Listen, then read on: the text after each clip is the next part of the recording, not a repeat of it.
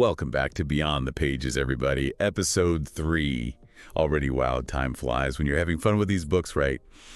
Huge shout out to all our new subscribers. We are so glad to have you join our little book club. Now get this. Today's book had me seriously rethinking my whole relationship with money, and I'm betting it might do the same for you too. It's called The Psychology of Money by Morgan Housel. And don't worry, it's not some boring lecture about, spreadsheets or stock options. Housel really dives into the psychology of how we all think about money and how we handle it. And let's be real, that's often way more important than all the technical stuff. So I've got 5 key takeaways that I thought were just mind-blowing, and I can't wait to break them down with you. I think those are some of the most impactful points in the whole book. He really has a knack for making you see money in a whole new light. Okay, so first up, let's talk about this idea that no one's crazy when it comes to money.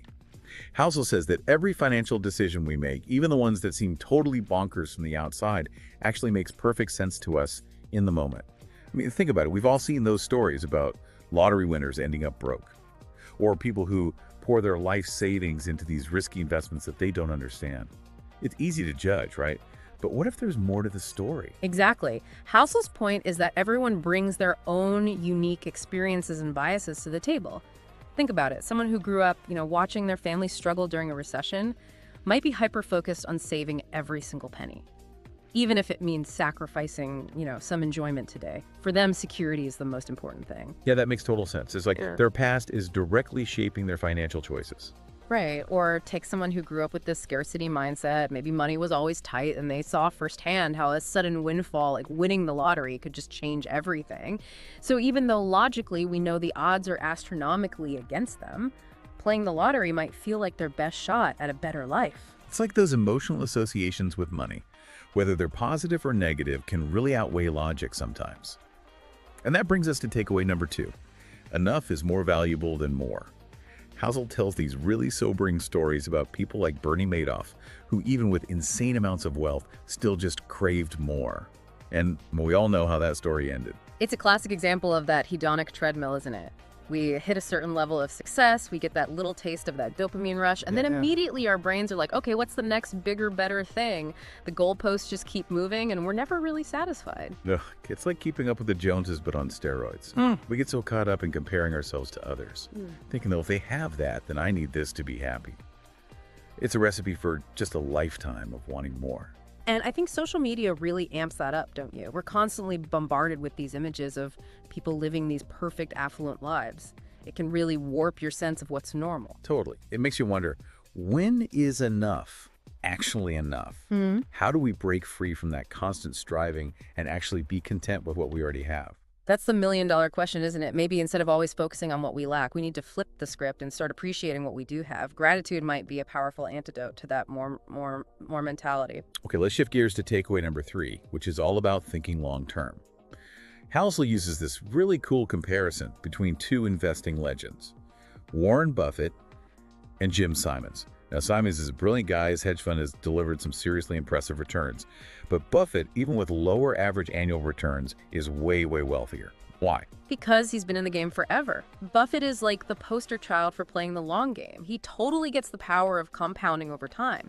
And he's not afraid to hold on to investments for years, even decades, riding out all the inevitable market ups and downs. So it's not about chasing those flashy short-term gains. It's slow and steady wins the race kind of thing. Exactly. And there's a really crucial point that Housel makes about this. He says the key to long-term success isn't just about maximizing your wins. It's about minimizing your losses. If you can avoid those big catastrophic financial hits, you're setting yourself up to stay in the game long enough for that compounding magic to really work its magic. That's such a good point. I think a lot of us get caught up in trying to pick the next hot stock or time the market perfectly. But maybe it's more about building a solid foundation and protecting what we have. Right, and it's about discipline too. Not getting spooked and selling everything when the market dips. That steady hand is what allows you to really reap those long-term rewards. Oh, ready for takeaway number 4. This one is a little out there, but it totally changed how I think about saving. Housel compares saving money to, wait for it, the energy crisis of the 1970s. Ha, that's a surprising analogy. I'm curious to see where he's going with this one. So remember those crazy gas lines and sky-high energy prices back then? It was rough. But how did we get through it? By becoming more efficient with the energy we already had, right? We started driving less carpooling, finding ways to conserve. Housel's point is that saving money is kind of like that. Instead of always trying to earn more, which can be really tough, let's be honest, we can focus on becoming more efficient with what we already have. That's a really interesting way to look at it. Instead of always chasing that next raise or that side hustle, we can focus on plugging those leaks in our spending, being more mindful of where our money goes, making sure every dollar is really working for us. Exactly. It's about finding those small, consistent wins that add up over time. Just like making your home more energy efficient, you know? And I think there's a psychological benefit to that too. When you feel in control of your spending, you're less likely to be stressed out about money, even if you're not earning a ton. Absolutely. It's that feeling of empowerment that comes from knowing you've got a handle on your finances. And honestly, that can be way more valuable than trying to keep up with some arbitrary income level. Okay, ready for the grand finale. Takeaway number 5 is embrace reasonable over rational when it comes to money. And to illustrate this, he tells this wild story about malaria. I know, right? I was like, where is he going with this? Mm. So picture this. It's the early 1900s, and this doctor named Julius Wagner Jauregg is trying to find a cure for syphilis. And get this, he starts injecting patients with malaria. Wait, what? That sounds not good. Yeah, it sounds crazy, right? But here's the thing. It actually worked. The high fever from the malaria ended up killing the syphilis bacteria, and he ended up winning a Nobel Prize for it. Now, obviously, medicine has come a long way since then, so nobody tried this at home. But Housel's point is that sometimes the best decisions, especially when it comes to money, can feel really uncomfortable or even counterintuitive in the moment. That's fascinating. So how does this apply to our money decisions? Is he saying we should all go out and take crazy risks? Not exactly. His point is that we need to remember to factor in our emotions and our own personal situations when making financial decisions. We're not robots, we're humans. We have fears, biases, even sometimes irrational beliefs about money. That makes sense. I mean, we've all heard about those perfectly rational investment strategies that on paper should give you the highest returns. Yeah. But could most people actually handle all that stress and volatility that comes with them? Probably not. Right. Sometimes what looks good on a spreadsheet just doesn't feel good in real life. So it's about finding that sweet spot, isn't it? Between making informed decisions, but also being honest with ourselves about what we can handle emotionally. Exactly. Aiming for pretty reasonable instead of perfectly rational might actually lead to better decisions and ultimately more peace of mind, which, let's be honest, is priceless when it comes to money. Okay, we've covered a lot of ground here. Yeah. But honestly, this is just scratching the surface of what Housel explores in the psychology of money. Seriously, there's so much more to unpack. I felt like I was highlighting something on every single page. I know, right? It's one of those books that really stays with you even after you finish reading it. It definitely got me thinking about some of my own money habits. Me too. And you know what? I think this book would make an amazing gift, especially for someone who's just starting out on their financial journey. I totally agree. It's full of those aha moments that could really set you up for success. Speaking of which, did you know you can actually get The Psychology of Money as an audiobook for free? Really? That's awesome. How do they do that? There's a link down in the show notes where you can sign up for a free trial of Audible, and then you can use that credit to get the book without spending a dime. Perfect for those long commutes, or, if you just like to listen to your books. I might have to check that out myself. And while you're at it, be sure to subscribe to our YouTube channel so you never miss an episode of Beyond the Pages. Click that little bell icon to get notifications, and definitely leave us a comment. Let us know your thoughts on The Psychology of Money. And which takeaway resonated with you the most? Yeah, we love hearing from you guys. And if you found this episode helpful, please share it with your friends so we can keep this conversation going. All right, folks, that's it for part 1, but we've got lots more to discuss in part 2, so make sure you come back for more insights from The Psychology of Money. See you soon. You know, one thing that really struck me about Housel's approach is how he kind of weaves together history and psychology and finance. It's like he creates this really compelling picture of how money actually works out there in the real world. Right. It's not just about, crunching numbers. It's about understanding the human side of it all. Like he talks about how the economic environment we experience in our early years can have a huge impact on how we view money later on. Yeah, he calls it the Depression baby effect. Think about those folks who lived through the Great Depression. They saw firsthand just how quickly things could fall apart, how even investments that seemed super stable could just vanish overnight. So it makes sense that that experience would stick with them even as times got better. It makes them extra cautious about taking risks. Exactly. And on the flip side, Someone who grew up during, like a booming economy might be way more likely to take big risks because that's what they've seen rewarded in their own life. It's like our early experiences create these financial lenses that we see the world through. Makes you wonder how, current events are shaping how younger generations think about money. Like the pandemic or all this talk about inflation. Oh, for sure. I mean, we're living through some pretty wild times. So it wouldn't be surprising if that leads to a whole new set of anxieties and priorities when it comes to finances. Okay, so here's another takeaway that really got me thinking. Housel argues that we tend to way overestimate the role of skill and underestimate the role of luck when it comes to financial success. Oh, that's a good one. He uses Bill Gates as an example, right? Obviously, Gates is a brilliant entrepreneur, but he also benefited from a ton of lucky breaks along the way. Like being born at the right time, Yeah. going to a school that had, early access to computers, basically just being in the right place at the right time to catch that tech wave. Exactly. And, while we can all learn from Gates's work ethic and his vision, it's important to acknowledge that luck plays a role in every success story. It's kind of humbling, right? We should definitely celebrate hard work and talent, but also recognize that sometimes it's just about being in the right place at the right time. And that kind of leads into another point he makes about how tails drive everything. Basically, he's saying that, a small number of events or investments often account for the majority of the results. He uses this great analogy about art dealers.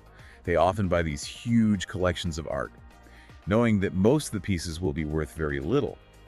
But they're betting on those few exceptional works that will appreciate like crazy, which ends up driving the overall return on their whole portfolio. It's like venture capitalists too, right? They pour money into tons of startups, knowing that most of them will fail, but hoping that one or two will become the next Google or Amazon. So in a way, it's about embracing that risk and being okay with the fact that you can't predict everything. Exactly. And maybe instead of trying to pick, individual winners all the time, it's smarter to diversify your investments, spread your bets a little, accept that some losses are going to happen. Okay, so we've talked about luck and risk and long-term thinking, but let's not forget about the emotional side of money, which, let's face it, can be a total roller coaster. Oh, yeah. Housel doesn't shy away from that at all. He talks about how, we're not spreadsheets.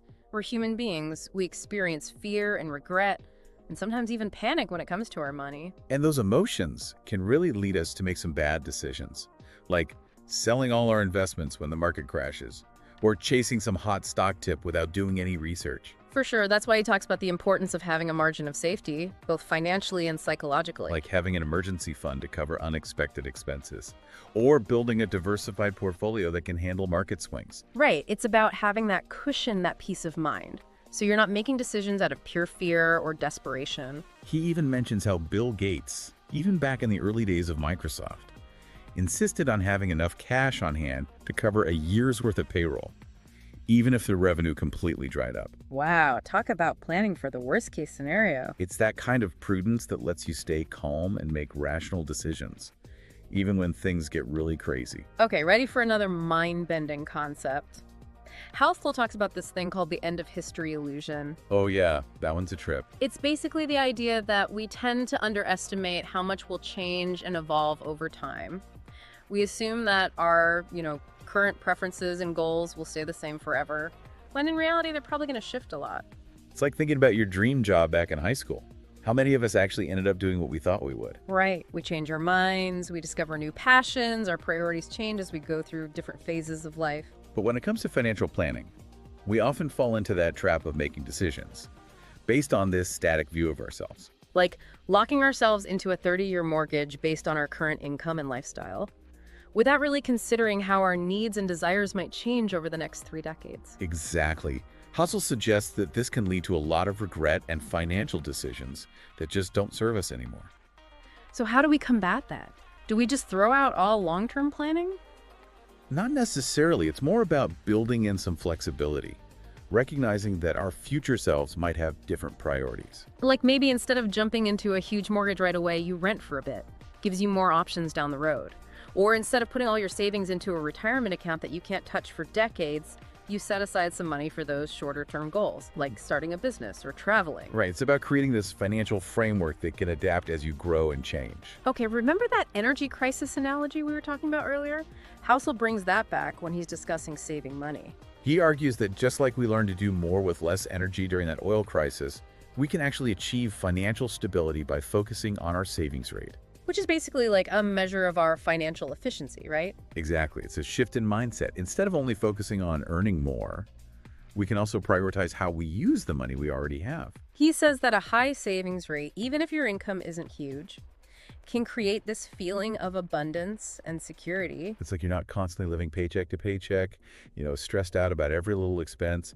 You have that cushion to handle unexpected costs or, even pursue new opportunities. And there's something empowering about that too, knowing that you're in control of your finances, even if you're not exactly rolling in dough. Okay, so this next concept I absolutely love.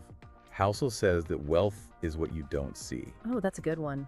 It's so counterintuitive to how we usually think about wealth, right? Totally. We tend to think of wealth as, fancy cars, big houses, designer clothes, all the flashy stuff.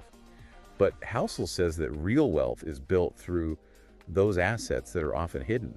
It's about delaying gratification, resisting the urge to keep up with the Joneses, making choices that prioritize your long-term financial security over those short-term indulgences. Like maybe instead of buying that brand new car, you invest that money in a rental property or index funds.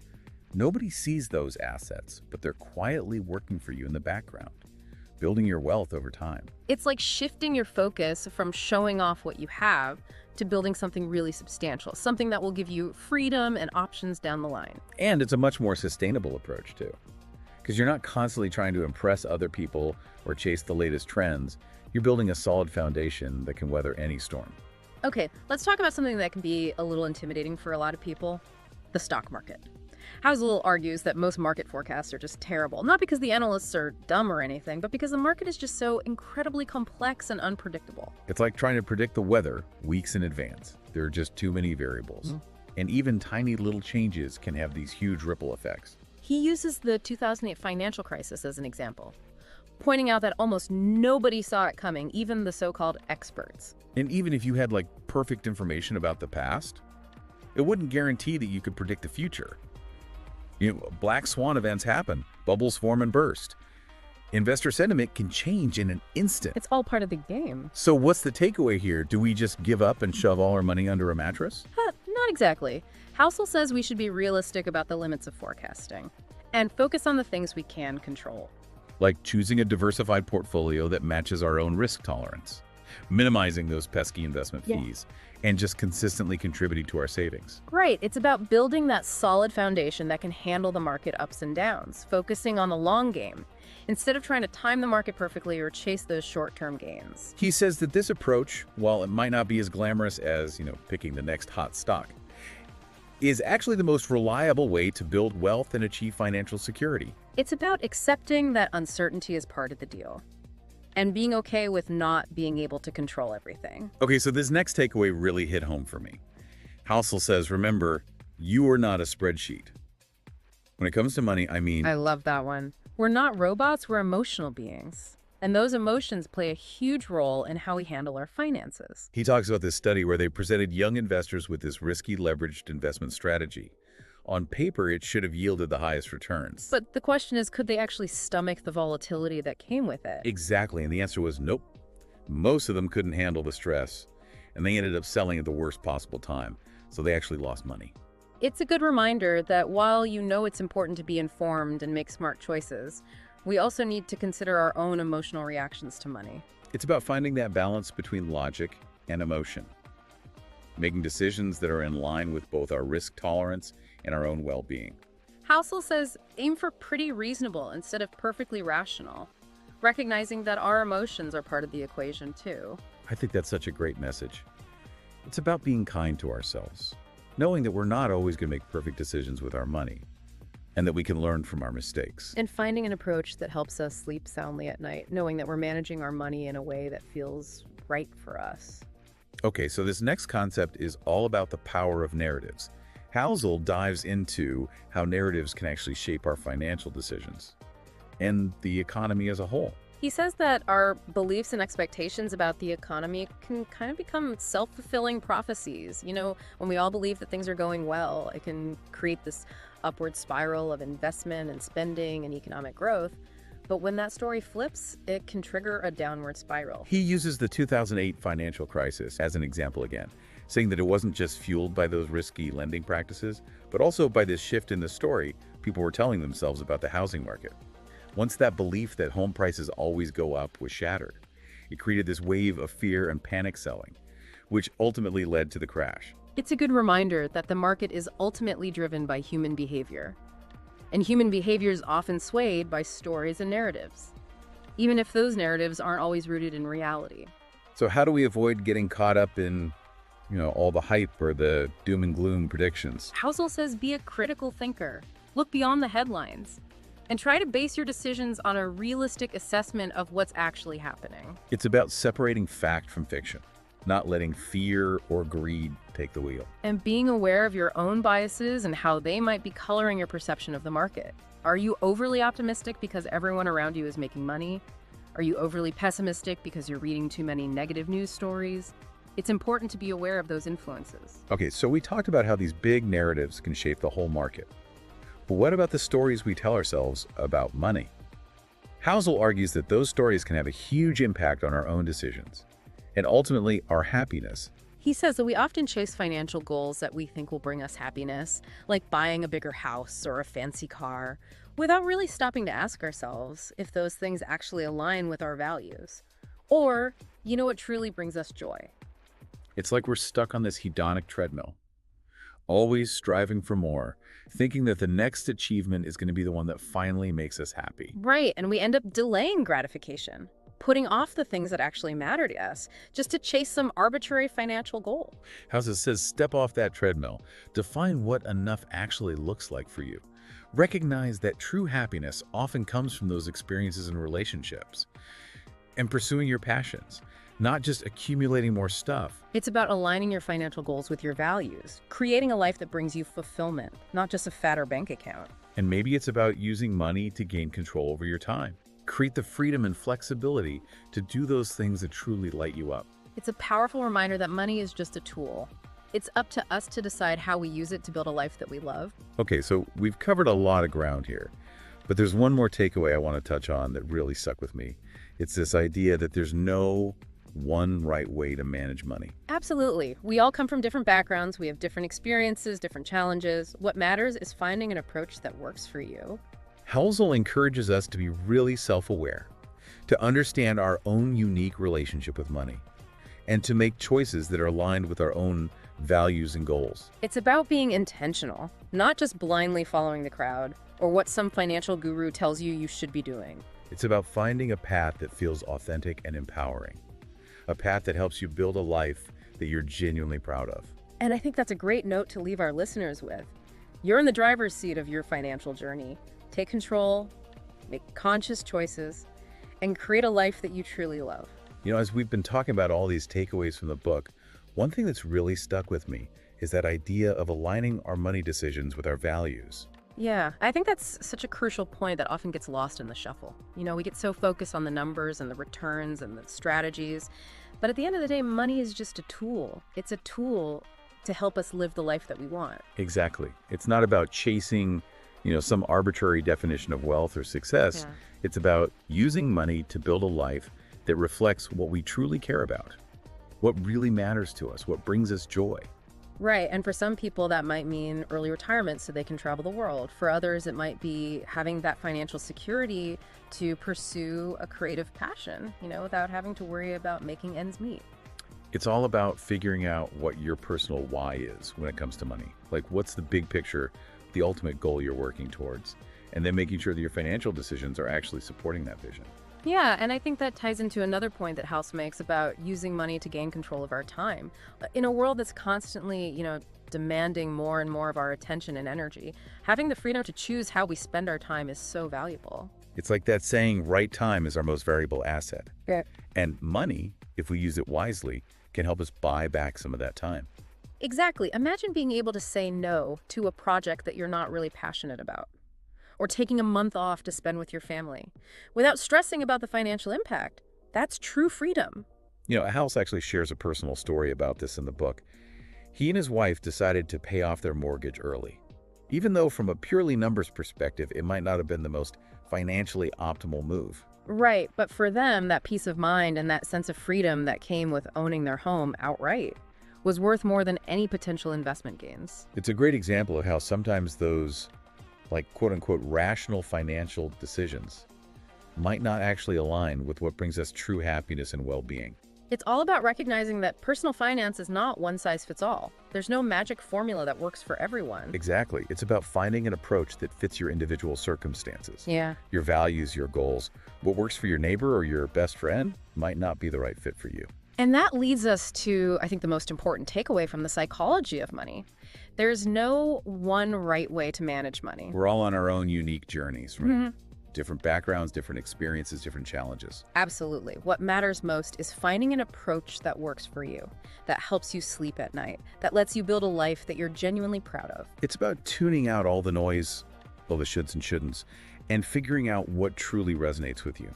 It's about taking ownership of your financial life, making conscious, intentional choices that support the life that you want to create. I think that's such a perfect note to end on. The Psychology of Money is one of those books that really stays with you. It's not just about money, it's about understanding yourself, your relationship with money, and how you can use this powerful tool to create a life of meaning and purpose. I couldn't agree more. It's a must-read for anyone who wants to live a richer, more fulfilling life, both financially and emotionally. And if you want to dive into the book right now, don't forget about that free audiobook offer from Audible. There's a link down in the show notes where you can sign up for a free trial. And then you can use that credit to get the book for free. Perfect for those of you who like to listen on the go. And speaking of listening on the go, be sure to subscribe to our YouTube channel so you never miss an episode of Beyond the Pages. Hit that bell icon to get notifications so you're always in the loop. We love hearing from you guys, so definitely leave us a comment letting us know your thoughts on the psychology of money and which takeaway resonated with you the most. Yeah, we love hearing what you guys are thinking. And if you found this episode helpful, please share it with your friends. The more people we can reach with these ideas, the better. All right, folks, that wraps up our deep dive into the psychology of money. We hope you found it as insightful and inspiring as we did. Until next time, keep learning, keep exploring, and keep those pages turning.